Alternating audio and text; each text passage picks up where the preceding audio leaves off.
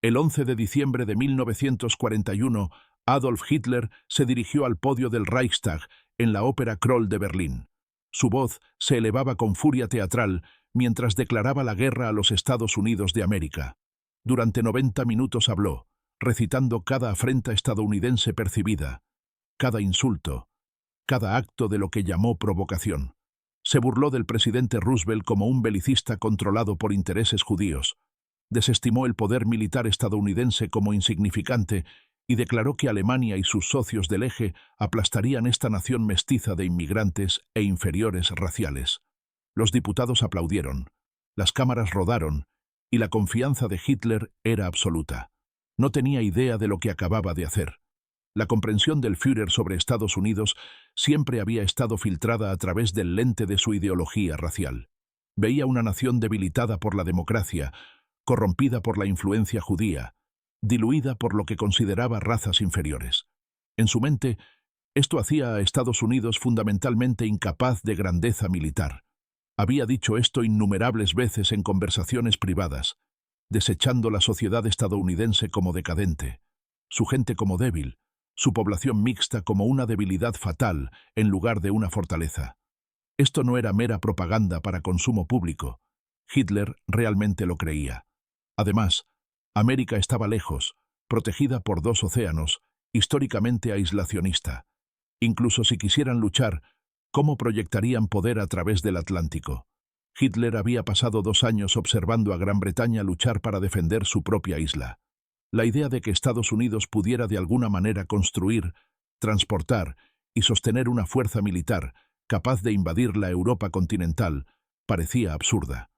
Su conocimiento de Estados Unidos provenía de observaciones superficiales y suposiciones racistas. Sabía sobre la capacidad industrial estadounidense en términos abstractos, pero interpretaba esto a través de su marco ideológico.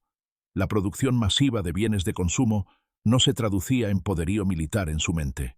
Cuando las noticias de Pearl Harbor lo alcanzaron el 7 de diciembre de 1941, Hitler se complació.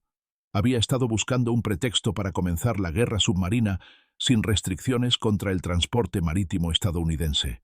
4 días después, lo hizo oficial. Las primeras señales de que algo estaba mal llegaron a principios de 1942, filtradas a través de informes de inteligencia que Hitler inicialmente desestimó.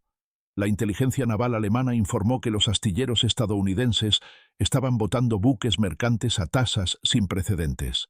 Los estadounidenses habían desarrollado algo llamado Liberty Ships, buques de carga construidos con secciones prefabricadas, ensamblados con soldadura en lugar de remaches. Los informes afirmaban que estos barcos se completaban en semanas en lugar de meses. Hitler no lo creyó. Las cifras tenían que estar exageradas. Quizás propaganda estadounidense destinada a aumentar la moral o intimidar al eje. Incluso si fueran parcialmente ciertas, no importaba. Sus U-boats estaban hundiendo transporte aliado más rápido de lo que podía ser reemplazado. Luego vinieron los números de producción de aeronaves. En mayo de 1942, los estadounidenses afirmaban que producirían 60.000 aeronaves ese año. Alemania estaba produciendo quizás 15.000 anualmente. Hitler llamó a los números fantasía judía, propaganda destinada a desmoralizar al pueblo alemán. Estaba equivocado. A finales de 1942, las fuerzas estadounidenses habían desembarcado en el norte de África y su equipo era preocupantemente abundante. Los comandantes alemanes informaron que las unidades estadounidenses parecían tener suministros ilimitados. Producción estadounidense de tanques para 1942, 25.000 vehículos. Producción alemana, 9.000. Producción estadounidense de camiones, 500.000. Producción alemana, 70.000. La disparidad era abrumadora. El punto de inflexión llegó en 1943. Albert Speer presentó a Hitler inteligencia actualizada sobre la capacidad de producción estadounidense. Producción de aeronaves estadounidenses, 85.000 aviones. Producción de tanques, 29.000. Los estadounidenses superaban la producción de todas las potencias del eje combinadas. Hubo un largo silencio. Luego Hitler dijo: «Los estadounidenses pueden producir todos los tanques que quieran, pero ¿pueden producir los hombres para tripularlos?». Ya no negaba las cifras de producción, pero se aferraba a mantener su creencia de que Estados Unidos no podía realmente amenazar al Reich. Estados Unidos había expandido su ejército de 174.000 efectivos en 1939 a más de 9 millones en 1943, y estaban haciendo esto mientras simultáneamente luchaban contra Japón en el Pacífico. Las declaraciones públicas de Hitler comenzaron a cambiar. Dejó de burlarse de la capacidad militar estadounidense tan abiertamente. Goebbels registró en su diario una conversación con Hitler en mayo de 1943 sobre la batalla del Atlántico. Los astilleros estadounidenses estaban botando Liberty Ships más rápido de lo que podían ser hundidos. Hitler estuvo inusualmente callado. Luego dijo algo notable: «Hemos subestimado a los estadounidenses». En noviembre de 1943, los bombarderos estadounidenses comenzaron a aparecer sobre Alemania en formaciones masivas. La octava Fuerza Aérea lanzaba incursiones con hasta 500 bombarderos pesados. Cuando un B-17 era derribado, otro salía de la línea de producción para reemplazarlo. La Luftwaffe luchaba una guerra de desgaste que no podía ganar. Para cuando los aliados desembarcaron en Normandía en junio de 1944, la escala del poder militar estadounidense era innegable.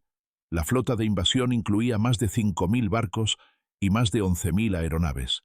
Y esto era solo un teatro. Los estadounidenses operaban simultáneamente en el Pacífico. La respuesta era simple, pero devastadora. La base industrial de Estados Unidos era más grande, más avanzada, más eficiente y completamente intacta por la guerra. Las fábricas alemanas operaban bajo la amenaza constante de bombardeos aliados. Las fábricas estadounidenses funcionaban 3 turnos al día en perfecta seguridad, a miles de millas de cualquier enemigo. La industria alemana luchaba con escasez de recursos, cuellos de botella en el transporte e infraestructura dañada. La industria estadounidense tenía recursos abundantes, ferrocarriles intactos y el sistema del río Mississippi para transporte interno. Pero había algo más profundo, algo que la ideología de Hitler le impedía comprender completamente. El sistema estadounidense, con todos sus defectos, se había movilizado voluntariamente. Los trabajadores no eran esclavos ni obreros coaccionados. Eran ciudadanos que creían en la causa, que trabajaban horas extras voluntariamente, que competían para exceder las cuotas de producción. Los números finales cuentan la historia que Hitler nunca quiso escuchar. De 1941 a 1945, Estados Unidos produjo aproximadamente 300.000 aeronaves, más de 88.000 tanques y casi 6.000 buques navales. Alemania produjo aproximadamente 120.000 aeronaves y 46.000 tanques durante toda la guerra. La disparidad era abrumadora. Hitler pasó sus últimos días en el Führerbunker bajo Berlín, emitiendo órdenes a ejércitos que ya no existían. Nunca reconoció públicamente la escala completa de su error de cálculo sobre Estados Unidos. La tragedia fue que esta realización llegó demasiado tarde para importar. Había apostado que Estados Unidos era débil, decadente, incapaz de grandeza militar. Había apostado el futuro de Alemania en esta evaluación y había estado catastróficamente equivocado.